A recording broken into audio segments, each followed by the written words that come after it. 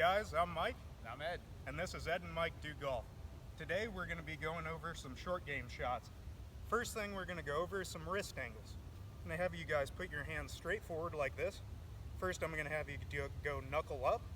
This is called extension. Second I'm going to have you do knuckle down. This is called flexion. Now I want you to watch the club face. If I go into extension, which is knuckle up, now the face is open. Now we can hit higher shots. The dynamic loft of the club is going to be higher at impact. The second motion is called flexion, which is knuckle down. Now you're going to de-loft the club and your dynamic loft will be lower. This means that when you hit the ball, it'll come out with a lower trajectory. So I'm going to hop into Mike's bag of tricks real quick. Toss it on here so you guys can see the visual. So if this is neutral, which means the leading edge is in line with my spine angle, if I add flexion, now we're de-lofted. When we get into impact, we can see the dynamic loft is lower and we have more forward shaft length. Now I'm going to add extension. Now you'll see that the club face is higher lofted. And when I get into impact, of course, we're going to have a higher dynamic loft. This equals higher shots. First thing we're going to do is go back to P2.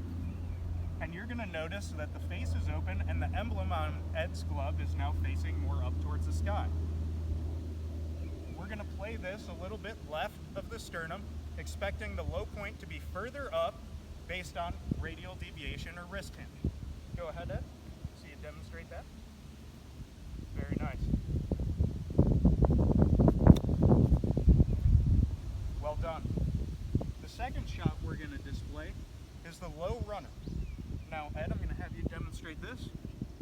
Just the left hand. Now you're going to see that this is called flexion. The dynamic of the loft of the club is now down and the emblem on Ed's glove is facing the ground. This will enable us to hit a lower, more forward shaft lean shot, expecting some rollout. Ed, I'll have you demonstrate that.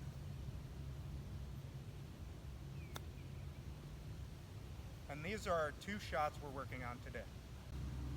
Alright guys, now we're going to use those two shots that we learned around the green from about 70 yards out.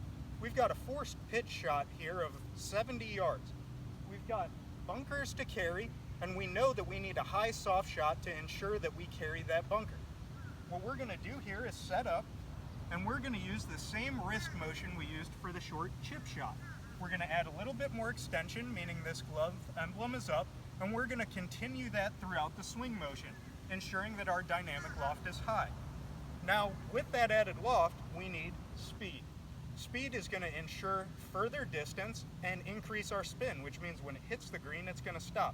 Ed will have you do a few practice swings, showing us about how that's going to feel. What do you estimate that is in further distance? 15 yards. 15 yards? So he's going to add an additional 15 yards to his swing from where the pin is now. Let's go ahead and demonstrate that.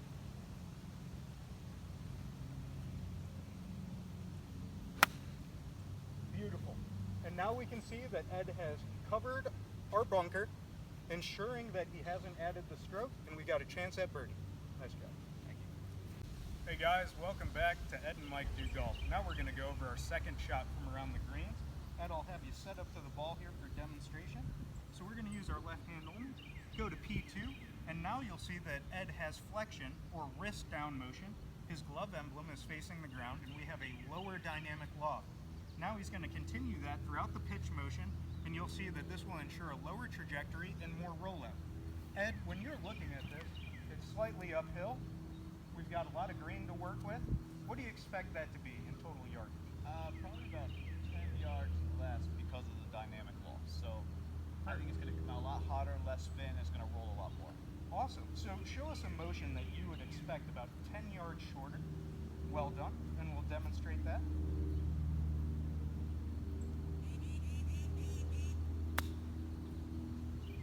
Very nice. So now what we've seen is the ball has come out much lower with less spin.